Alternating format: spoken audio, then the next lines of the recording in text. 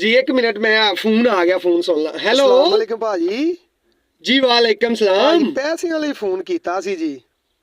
पैसे वाले जुम्मे वाले दिन अल्लाह दे बंदिया तू किथे फोन कर छड़िया? जुम्मे वाले दिन तो छुट्टी हुंदी है। चलो ते वेख लेने कल हफ्ता है, हफ्ते वाले दिन हफ्ता इतवार बहु बैंक बंद हुंदे ने, ओ सारी दुनिया नूं ही पता वे छुट्टी है। ते भाजी सोमवार वाले दिन दे दिया जी। सोमवार वाले दिन कराचियों पेमेंट लगदी है, ਉਹ ਤੁਹਾਨੂੰ ਸਾਰਿਆਂ ਨੂੰ ਪਤਾ ਹੈ ਕਿ ਕਰਾਚੀਓਂ ਪੇਮੈਂਟ ਲੱਗੇ ਤੇ ਸ਼ਾਮ ਪੈ ਜਾਂਦੀ ਹੈ, ਸ਼ਾਮ ਨੂੰ ਲੱਗਦੀ ਹੈ ਜੀ। चलो ते मंगल वाले दिन भाजी हो जी। ਮੰਗਲ ਵਾਲੇ ਦਿਨ ਵੀਰ ਬਾਬਾ ਜੀ ਨੇ ਹਰ ਕਿਸਮ ਦੇ ਲੈਣ ਦੇਣ ਤੋਂ ਮਨਾ ਕੀਤਾ ਹੈ। ਮੰਗਲ ਵਾਲੇ ਦਿਨ ਅਸੀਂ ਕਦੀ ਵੀ ਲੈਣ ਦੇਣ ਨਹੀਂ ਕਰਦੇ ਆ। चलो बुध वाले दिन भाजी दे दिया जे, फिर की है।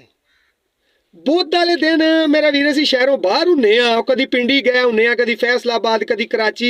ਬੁੱਧ ਵਾਲੇ ਦਿਨ ਸ਼ਹਿਰੋਂ ਬਾਹਰ ਹੋਈਏ ਤੇ ਫੇਰ ਤੇ ਨਹੀਂ ਪੇਮੈਂਟ ਮਿਲ ਸਕਦੀ ਨਾ। चलो फिर भी कोई गल नहीं, जुम्मे राती भाजी दे दिया जे, जुम्मे रात।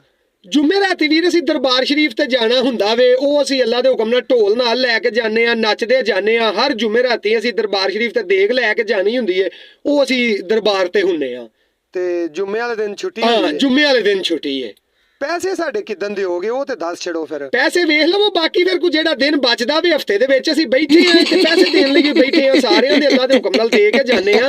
ਵੇਖ ਲਓ ਜਿਹੜਾ ਕੋਈ ਦਿਨ ਬਚਦਾ ਵੇ ਆ ਕੇ ਮੇਰਾ ਵੀਰ ਆਪਣੇ ਪੈਸੇ ਲੈ ਜਾਵੇ। ਅਜੇ ਅਸੀਂ ਅੱਲਾ ਦੇ ਹੁਕਮ ਨਾਲ ਕਿਸੇ ਦੇ ਪੈਸੇ ਖਾਂਦੇ ਨਹੀਂ ਹੈ, ਪਰੇਸ਼ਾਨ ਨਹੀਂ ਹੋਣਾ ਇਸ ਗੱਲ ਤੋਂ।